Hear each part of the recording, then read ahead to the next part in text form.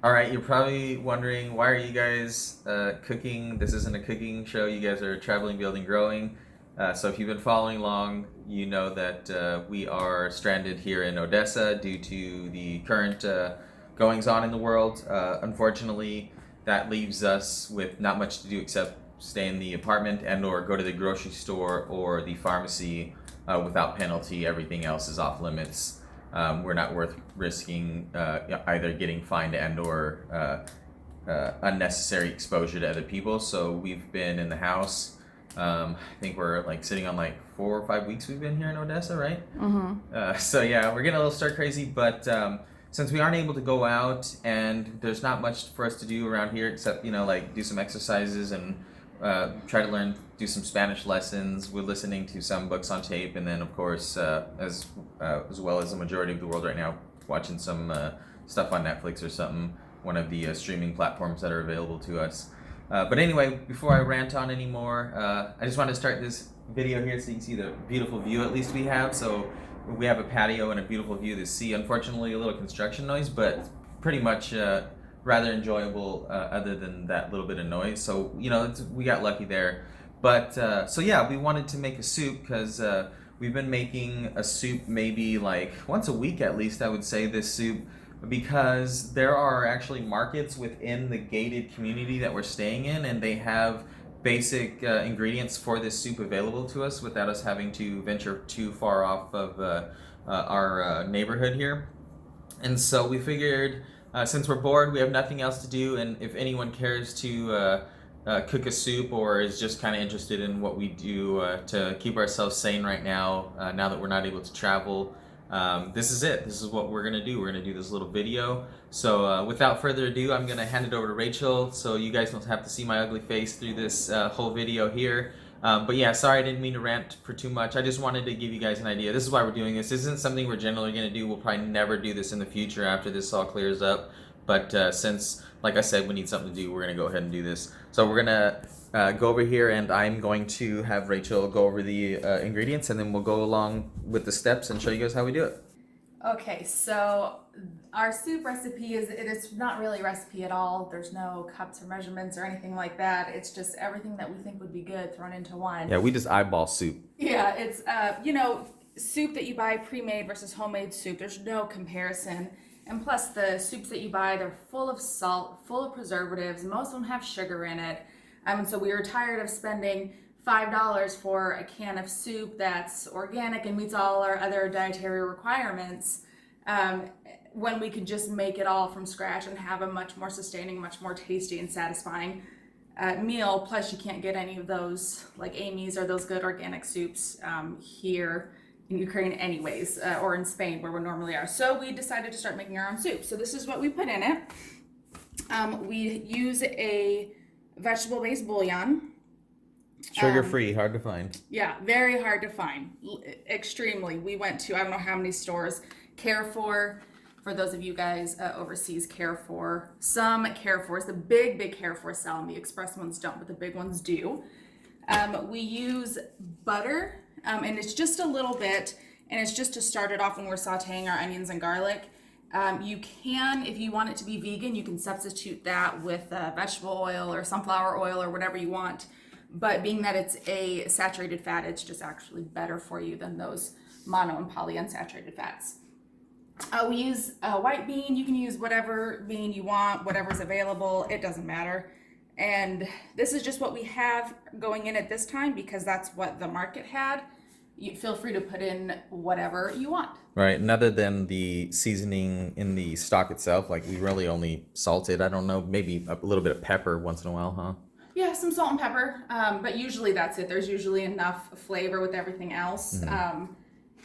So yeah, it's fairly basic ingredients. Right, and you can make your own bouillon as well, but it's quite a process. And for the price of just buying bouillon cubes or a powder stock or whatever versus actually making your own bouillon with fresh vegetables, it becomes less cost effective that way. So we just still stick to buying it when we can. Right. If we can't find it with sugar, we've made our own, like she was saying. Maybe sometime if we get super bored, we'll make it how We'll we see make how long this how we lockdown make lasts. our vegetable stock. And also we use fresh water. Generally in our travels, we check the water status of the cities, and they always warn against like E. coli and stuff, right? That are Yeah, particularly here in Ukraine, they have E. coli in their water, and if you're a local, that doesn't matter to you so much because you've built up an immunity to that over your life. But us as foreigners don't have that same immunity, so we don't want to chance it. We don't have the opportunity to get medical attention should need be. So right. That's so true. we just buy bottled water.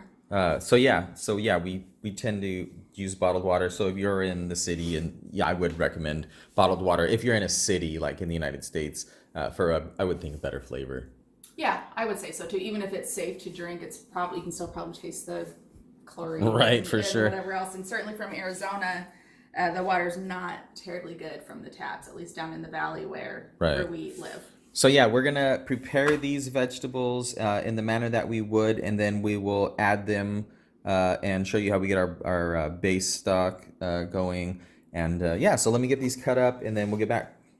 Okay, so first step is to add the butter. I've got it on low heat, and maybe it's, I don't know, half a tablespoon. I guess it's whatever you want. Yeah, we're not Paula Deen. And then so you just melt that, and then I'm gonna add the onions in. I keep them pretty chunky because that's how we like our soup. You can do it however you want. And then you want to cook these, saute them, I guess you would say, until they become nice and transparent. And then just after that, you're going to add in your garlic. You don't want to add in your garlic at the same time as you add in your onions, because if you overcook garlic, it becomes very bitter and it doesn't have the same wonderful flavor that it has. So I add that in just as the onions are clearing up before I move on to my next step. Great. And how much did we use, like a whole onion then? It was a whole small onion. Yeah, for sure. Yeah, and I've got 2 cloves of garlic. Great. Go ahead. Okay, so the onions are about at that transparent stage. So I've just added the garlic in, and you can see how they're just about see-through. And the house smells of garlic. It's my favorite smell in the whole world, is that sauteed garlic. It's awesome. And I like to put the bouillon in at this stage and kind of smush it and stir it around in with the onion and these juices. You don't have to. It's more of a, like, I get a satisfaction from it, I guess. You can add it in when you add in the water, and the boiling from the water will break it up over time as well. Okay, so I've got my onions and garlic and bouillon all smashed up in there, and now I'm gonna add some water, and I'm just gonna start with a little bit just to kind of help deglaze the pan a little bit and keep everything from burning while we get everything else cut up. And you'll add more water as you start adding in your vegetables. The more water you add, the less intense of a flavor of a broth that you're gonna have. So keep that in mind. You don't want to add too much water. You can always add more water, but you can't take it away. So just go little by little. So we don't have a peeler. I guess you don't have to. This is a personal preference. We like to peel the carrots just to get to that kind of gross outer layer off of there.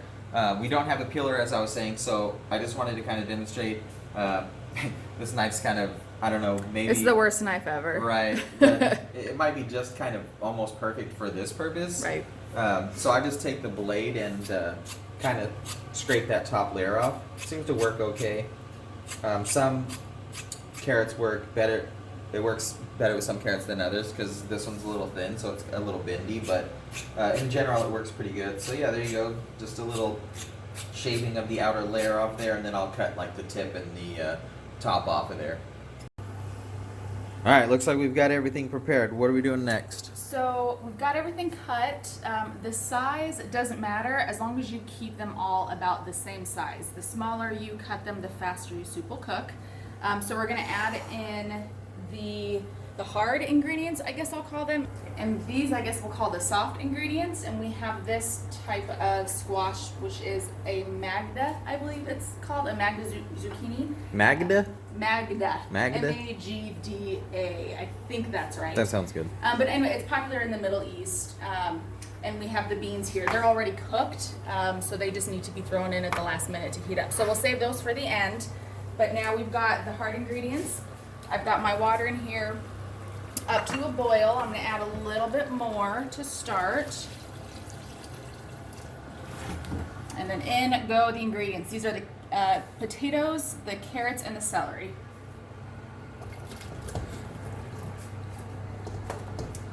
I'm making a mess. It's fine. Okay, and now I'm just gonna add more water till it's about covered. And I'm gonna let this simmer for a bit, and I'll add a little bit more water because a lot of this is gonna cook off. But I just emptied my jug, so I'll have to get another one. But for now, we're just starting with the water level just being Right. covering it all. Right, and I've got it turned up as high as it'll go. It'll take a long time to bring this all to a boil, and so now we just have to find something else to do in the meantime. Okay, so this was at a rolling boil for about 45 minutes, and we knew that they were ready, and this is how you can tell when your soup is ready, is if you can pierce your vegetables and they're nice and soft and your fork goes right through. You can of course taste it as well, but if you want to do it that way you can. And so we've added our soft ingredients, our beans and our zucchini. The beans I did rinse in the can before I put them in. Added a bit more water to get everything covered, and now I'm just going to put our fancy Airbnb pot lid back on. Only the best for us. And bring it back up to a boil. All right, she's all done, huh? Here's the finished product. Nice. You can serve us up a couple bowls? Yeah, let's do it. For sure. So this actually, we leave it in the pot too, which is really convenient because we'll just leave it on the burner because it actually will hold temperature for quite a while, and within a day, like it's not going to go bad. So maybe we'll heat it up now for lunch, and then we'll just leave it on the burner, and it'll, by the time it cools again, like we'll be hungry again, and we'll just put it on low and then have another batch, huh? We usually go several batches. And once it gets down to kind of the last bits in the pot and you have a lot of broth left and maybe not quite as many vegetables, you can add in rice, or I like to add in pasta to give it a little bit of heartiness without giving it up. And you can also save the excess broth and use that to cook rice or couscous or anything like that, rather than using a whole other bouillon. Yeah, we fried some broccoli with like butter and salt in a pan, and then took the broth from our last batch of soup and made couscous with it. It was super delicious. But yeah, guys, sorry we didn't get to do our exploring like we usually do, but since, like I said, we were bored, we figured we'd show you how to throw down on our little simple soup that we make while we're stuck here. And we appreciate you guys viewing. If you're bored, don't be harsh on us. We're not chefs. For This sure. is just what we do. So it's a simple soup that we make. Really fills the apartment with a very delicious smell. It's nice. It's not terribly cold out, but it's nice to have some soup too because it's a little chilly in the morning. But yeah, thanks for coming along with our soup making venture, and hopefully we can get back out here and give you guys some regular views soon. But everyone be safe and stay sane.